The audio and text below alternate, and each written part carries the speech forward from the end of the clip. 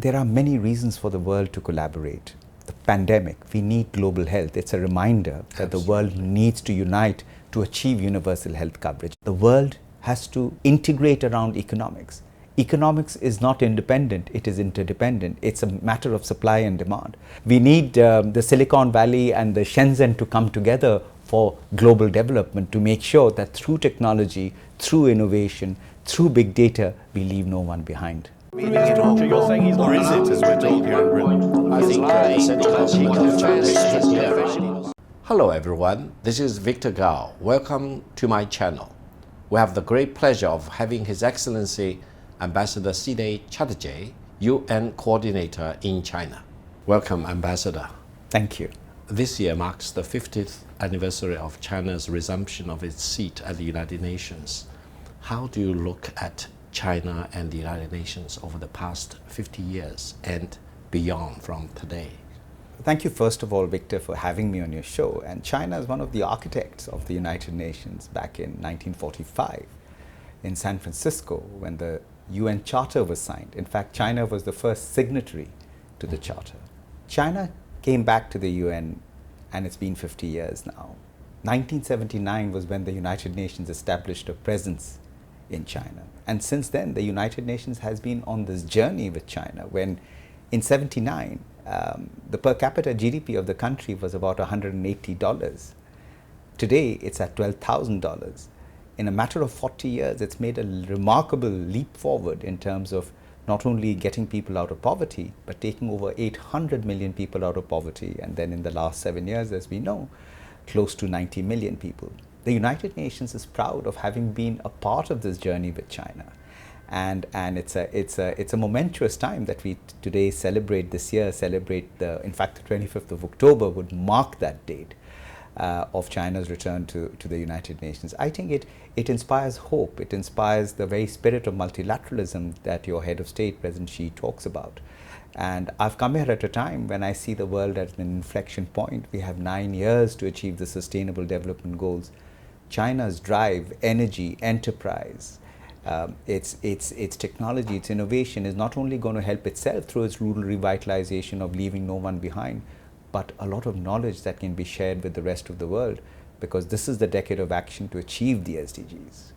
Indeed, I saw the important ceremony when you presented your credential to Chinese President Xi Jinping. It's a very important event in China-UN relations. We all know that China is promoting continued globalization at a time when there are other countries in the world which are de-globalizing and try to be a force for the destruction of supply chains, for example, and many outstanding companies, including, for example, leading tech company Huawei, have been on the sanction list.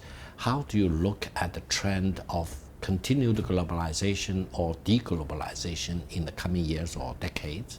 And how do you see the world coming together under the rallying force headed by the United Nations in the coming decade or so?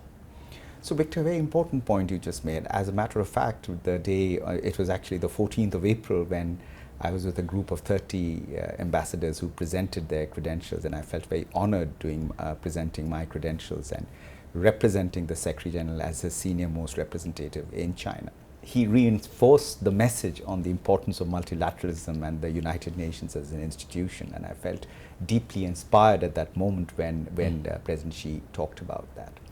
You know, there are many reasons for the world to collaborate.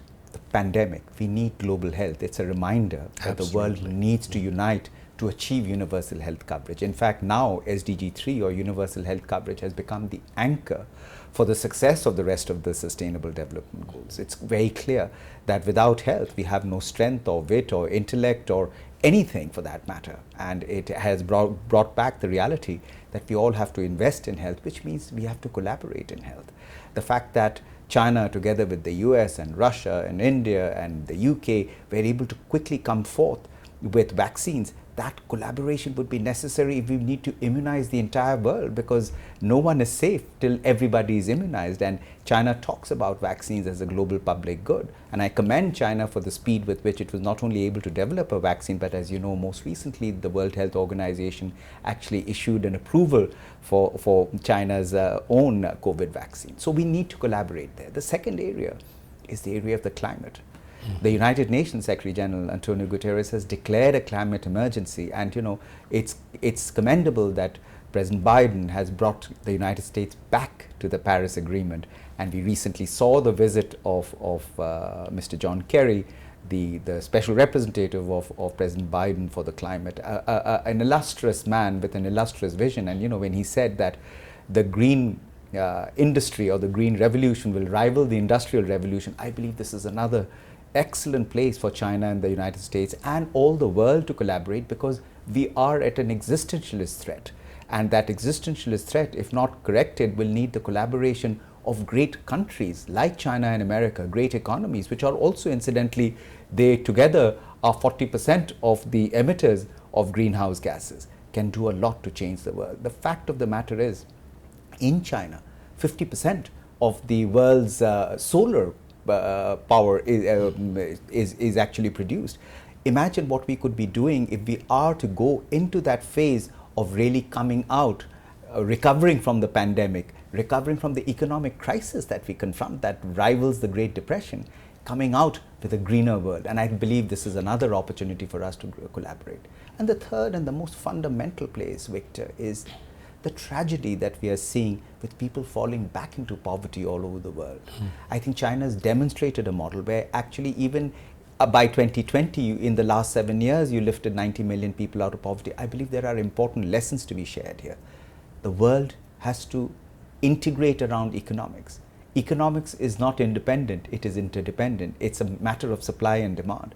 So it is clear that the world has to unite and come together if we need to rebuild a better, greener world. And it's a moment for us to pause and rethink, reinvigorate, rewire, reimagine what the new global economics would look like when nobody is left behind. Absolutely. I think when China and the United States presented their documents to the United Nations Secretary General for the Paris Climate Accord, that was a very good day for mankind as a whole. Absolutely. We are all very happy and look forward to your important term as the UN ambassador in China. Do you have a plan to visit all provinces, autonomous regions and municipalities? I hope I can. I really hope I can. But in fact, I took over my role on the 8th of February.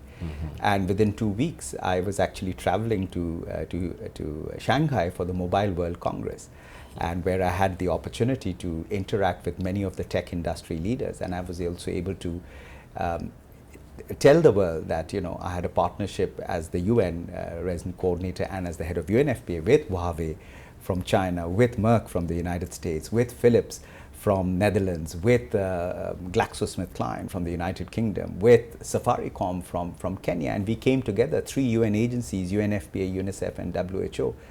And collectively, by 2017, we were able to reduce maternal mortality ratios in 6 of the highest burden counties in Kenya in a matter of 3 years, 2.5 years. Now this takes about 10 years, and it goes to show what big data technology and innovation can do, but reminded us that public-private partnership will be the new type of multilateralism that we will now see emerge. So I'm really pleased that I'm here in China and being able to interact with so much of the tech industry. So we need the Silicon Valley and the Shenzhen to come together for global development, to accelerate the SDGs and to make sure that through technology, through innovation, through big data, we leave no one behind. Absolutely. We are all very excited about your term here in China, and I firmly believe that China-UN relations will be much better going forward. Thank you. Thank you, Ambassador. It's a great honor. My honor. Thank you. Thank you. Thank you for watching. See you next time. Bye-bye.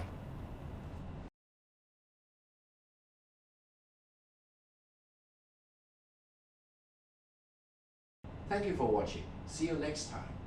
Bye-bye.